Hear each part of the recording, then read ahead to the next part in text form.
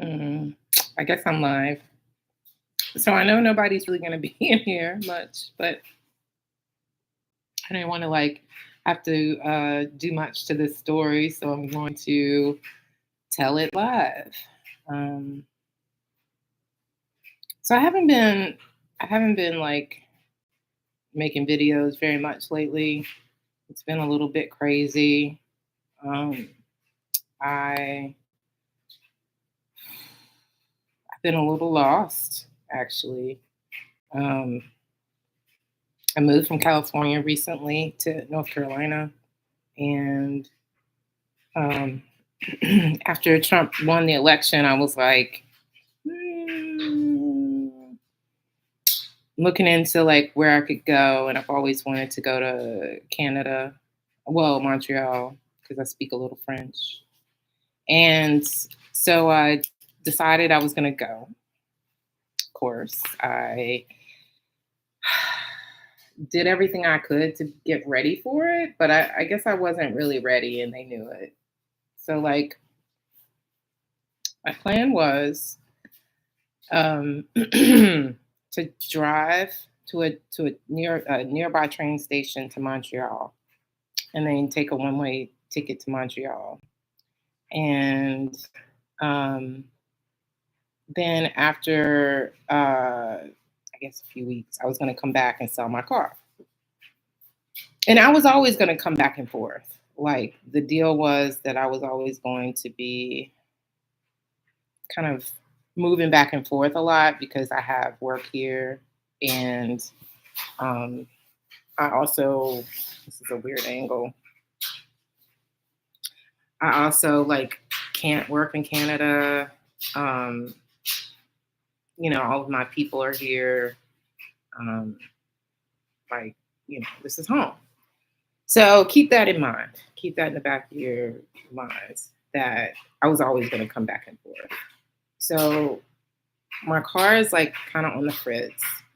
So I'm nervous driving it to New York because basically what I have to do, the battery's dead. So I have to jump it every time yeah, it's so bad. It's so bad.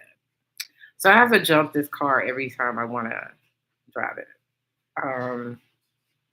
Because I'm so broke and saving all my money to go to Canada that I don't want to get a new battery because I'm thinking I'm going to sell it. And, money's tight. So I get this $30 starter, and it works pretty well actually, but it's annoying. So I'm driving up to decide Schenectady, and um, I don't know if that was the right choice or not because I feel like they probably see one kind of person like me running from the incoming, administration, right? But I've always wanted to do this. So I had a place to stay. I had gotten a roommate, um, and she'll come in play it later. So my roommate and I are talking. I'm telling her when I'm coming in. I'm really excited. We finally get to the Canadian border, and God, I'm hot. I hate being hot. We finally get to the Canadian border, and I'm not thinking much of it. At this point, I'm exhausted. I drove up the day before and caught a train at noon. So, I got no sleep the night before. So, I'm dirty, tired, the whole bit. And so, I guess I wasn't in the right state of mind. Plus, I had a couple gummies. I don't know. I don't know if that had anything to do with it, but they come on the train and they're all 5'7". I'm just saying, they're all short, but they're all in a group and they're interrogating me over me. I guess this is all a tactic.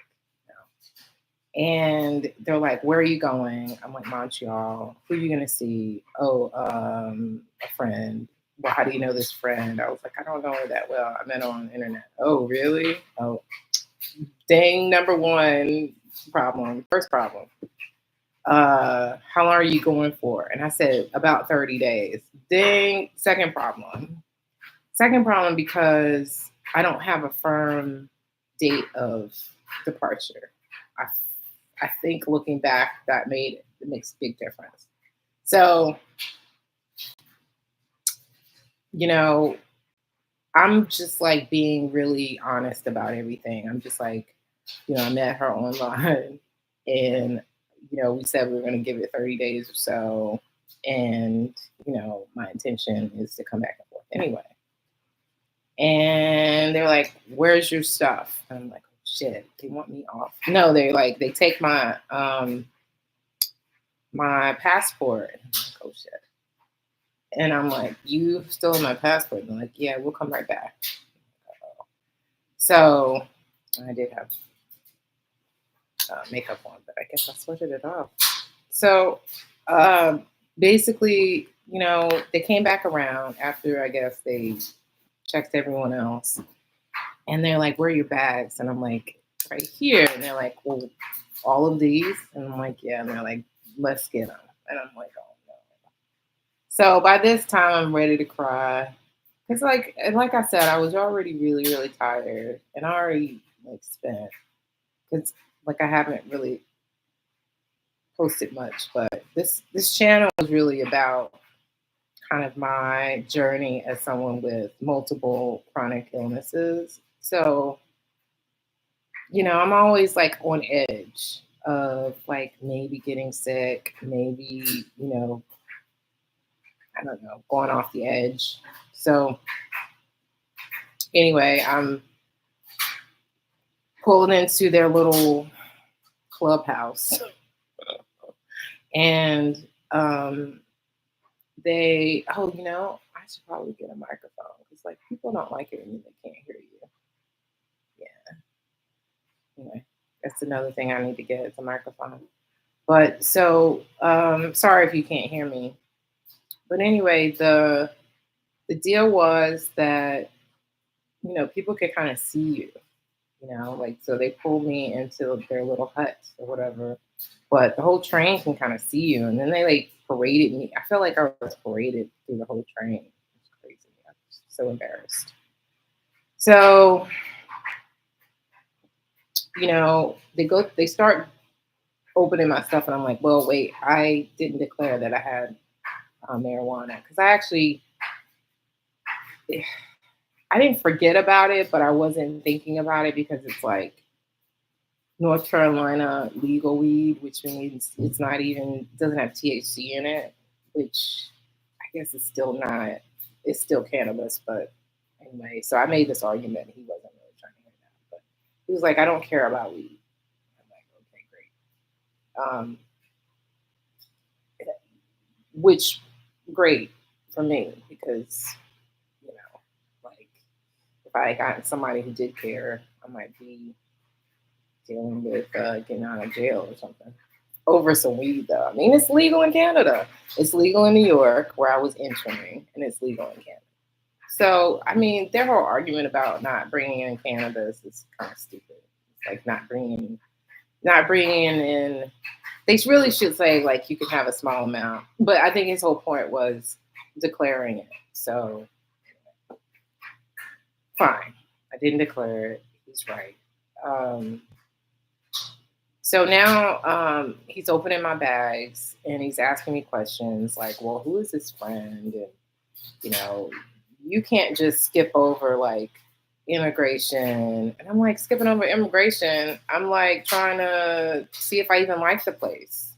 I thought I had, time to discover, to look around, to, make a decision about things. Like, I'm going to immigrate somewhere where I've never even visited. I don't know. But he said, well, I don't think that you would come back.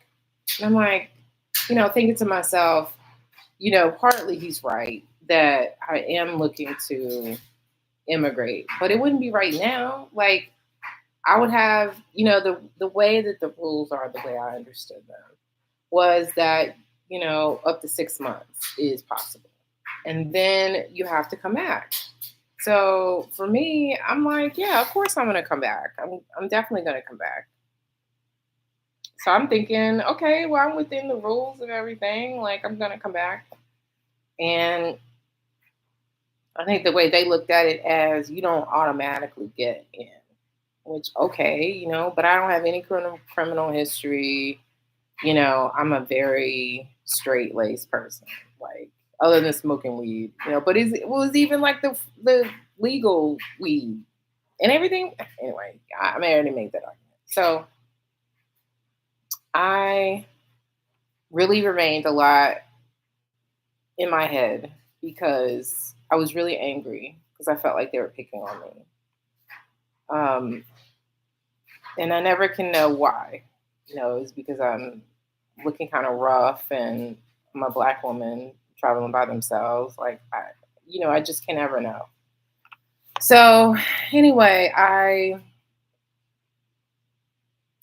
decided that I was just going to stay quiet. And if I needed to cry, I was just going to cry. And I wasn't going to get mad and get out of pocket, even if that's the way I felt. Because crying was a way for me to release that anger without like releasing the anger. So I guess they thought that they caught me because I was crying, but I was just so tired and I was just so embarrassed and put out. And they were going through my stuff, which means that I'm gonna have to like reassemble everything because I had vacuum packed things so that I could fit more in there. So I was just thinking about like, having to like, you know, do a little bit more like work than I wanted to putting my stuff back in there. So he's on this kick like, yeah, you're not gonna come back. What about health insurance? Did you get travel insurance? I was like, no, because they don't cover pre-existing conditions. And he was like, well, what if you get sick? I was like, I have to come home. I mean, I don't know why it's so hard to understand that I would come back and forth. So by this time, like everything I'm saying is basically being used against me. It doesn't matter what I'm saying.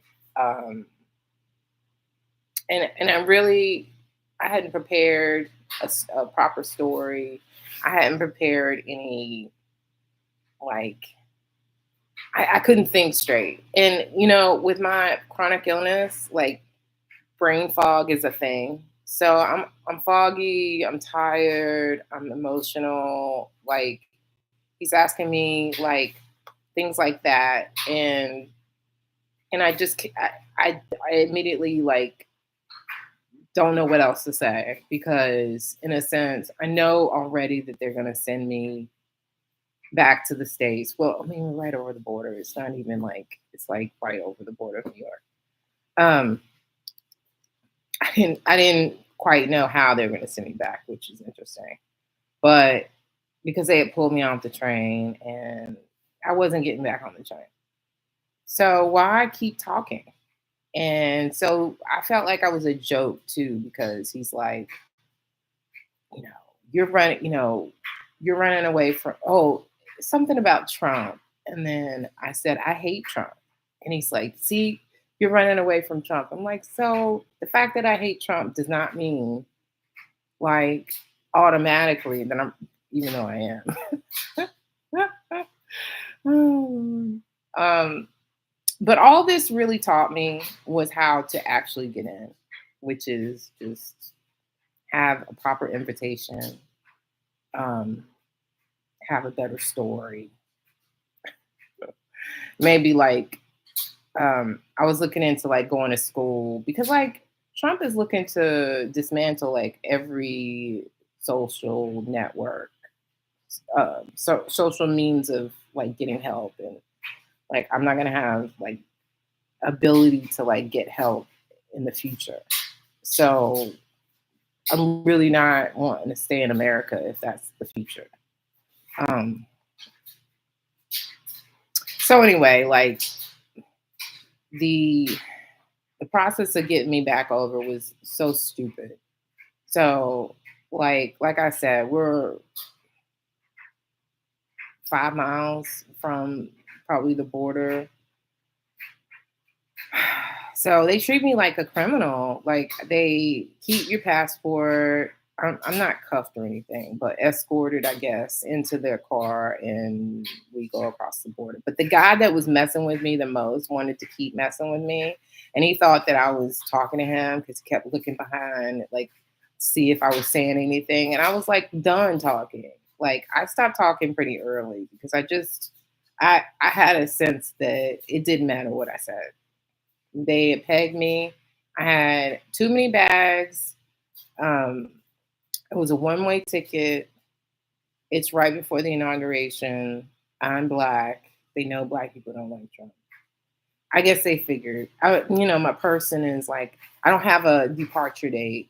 Like, I just had too many red flags. So going back, I know how to do it. Um, However, I need to give it some time because the next day I tried again, and I'll tell you that story.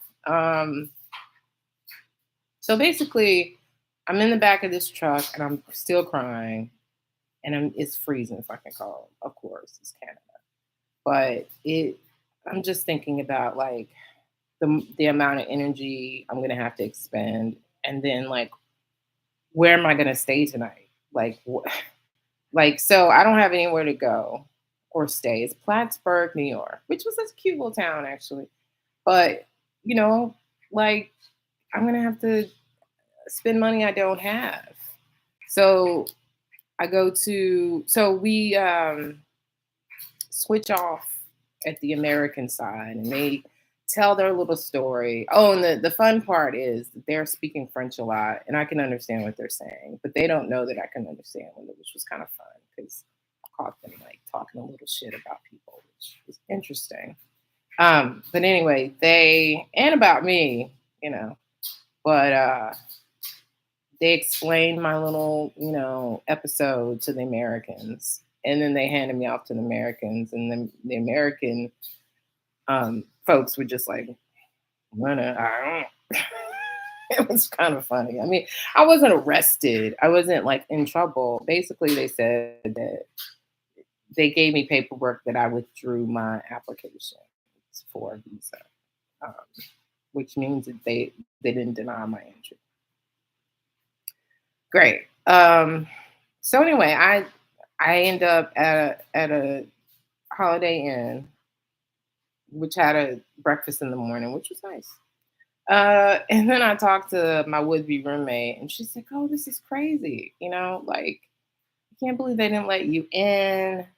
Maybe if I drive over there, I can get you. We can drive over because public transportation is so difficult. Sometimes they're really difficult on people. You know, and I should have said no. I should have said no, but I didn't. I didn't say no. Um, so the next day she drove over and we tried again. And nope, no. And I should have known because I just tried. Like the guy, when we came in, he was like, "What changed in the last 12 hours?" It's like, we're just trying because I felt like, maybe there was something she knew. And she's American, but she married a Canadian, I think. And so she's been in Canada for a while. I think her kids are Canadian. Um, I felt like there was information maybe she had that I didn't have. So I sort of followed her lead, but I ended up having to stay another night. And I didn't like the way she was talking to me. Like there were some moments in there, like she was like very bossy, kind of curt sometimes. And I was just like, maybe this is better that I don't do this.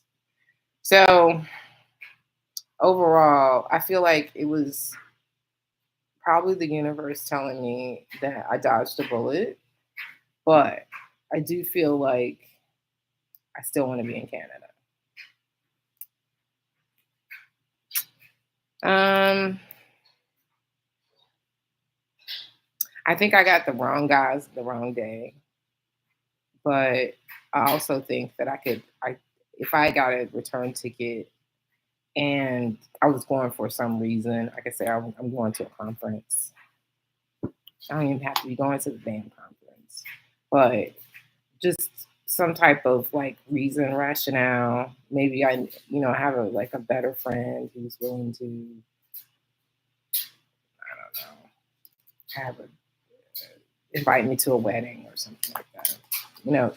That kind of thing. I think would be the best. And I actually thought I'm thinking about like going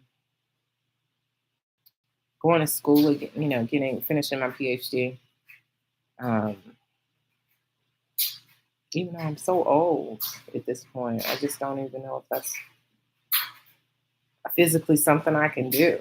It's just I'm so limited by my amount of activity that I can do. Um, I'm just really scared. Really, honestly, I think I'm acting from fear a lot because I'm just so like freaked out. I don't have any real ability to take care of myself at this point. It's fucked up, but it's true. Um, and I'm like, I just there's got to be better situations to be found. Anyway, so that's my story. I don't know if that was any good, but I wanted to tell it. Um, I may keep it, I may not, but I don't even know if anybody's gonna watch this. But I hope you do. Maybe tell me what you think. What do you think I should do? You think I should try to go to Canada again? Do you think this was like the universe saying stay in North Carolina? And I'm in North Carolina right now. Um, I did not want to be in the United States during the inauguration, but here I am. Um, I have a lot of things I can say about that, but I'm not going to. I'm going to leave it alone for now. Um, I don't know. I think I'll get better at story times as I go. This was probably a pretty bad one. Plus, I need a microphone. I feel like the microphone thing is what puts people over the top. Tell me what you think. Anyway, like and subscribe. Tell me what your thoughts are. Nobody was in here while I was doing it. Okay, 22 minutes, almost 23 minutes. It's not bad.